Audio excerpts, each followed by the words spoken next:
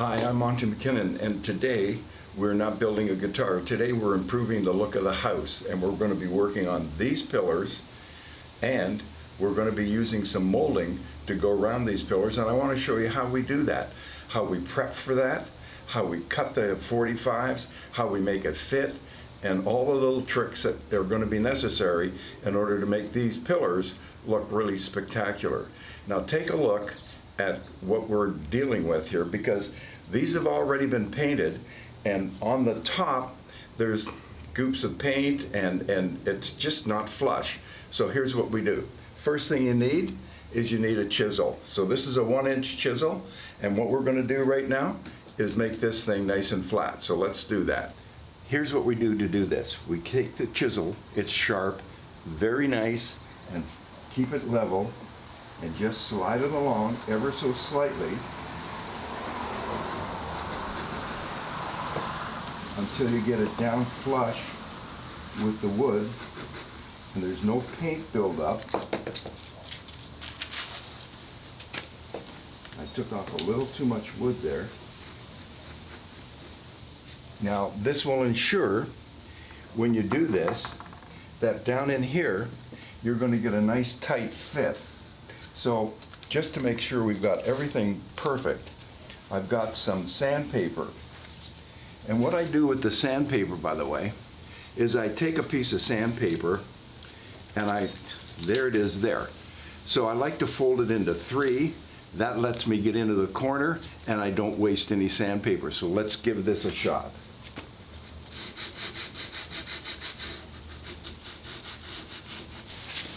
Now, because we have a harsh winter climate here and we get a lot of moisture, snow and rain and ice and all of that kind of stuff, we want to make sure that this fits perfectly.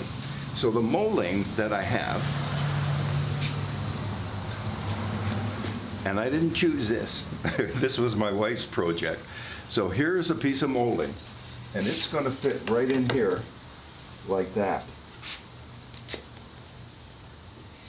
And it fits pretty tight all along here and up in here. So what we'll do once we've got this all cut and in place, we're going to end up putting some caulking along here, and that will ensure that because it's going to be a waterproof caulking that you use, it's going to stay dry. Now, there's more to do on this particular piece of wood, and we're going to head to the shop and we'll get that done in just a matter of minutes.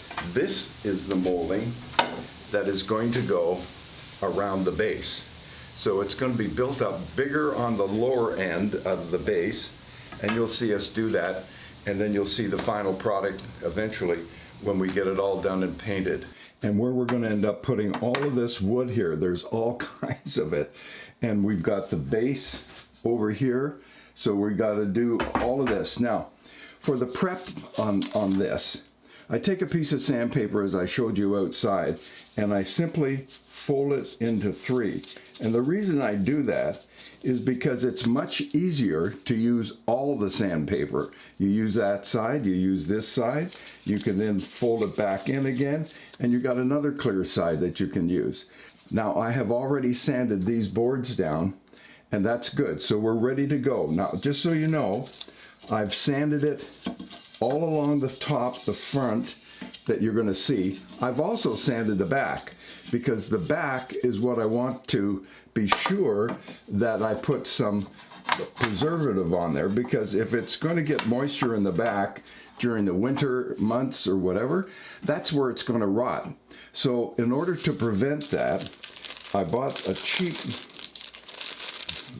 brush here to brush on some shellac. Now the reason for shellac is, if you'll notice right in here there's a knot, and it doesn't matter how much paint you put over this. You can put a primer over it, 2 or 3 primers if you want. You can put your final outdoor exterior paint over that. It will eventually bleed through and you'll see the knot. But if you use shellac, you're not going to get that, and that problem won't exist.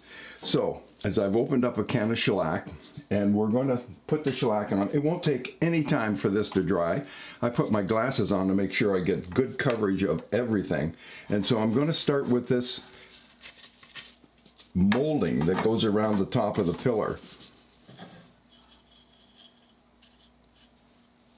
And I'm doing the back side of this to seal it so that it becomes more waterproof. And the paint will adhere to this without any problem. And even if you glue the joints in the corner, if you use a CA glue like the Star Bond, that will work fine. But if you're using CA glue, remember you got a very short open span, so you want to be careful of that. All right, we are good. That is number one done. But that.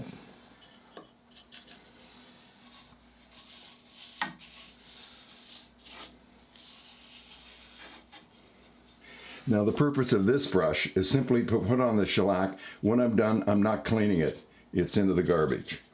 So I will continue doing all of these, and then once that's done and we're getting to the stage where we're sanding and putting the paint on, I'll show you how I go about doing that.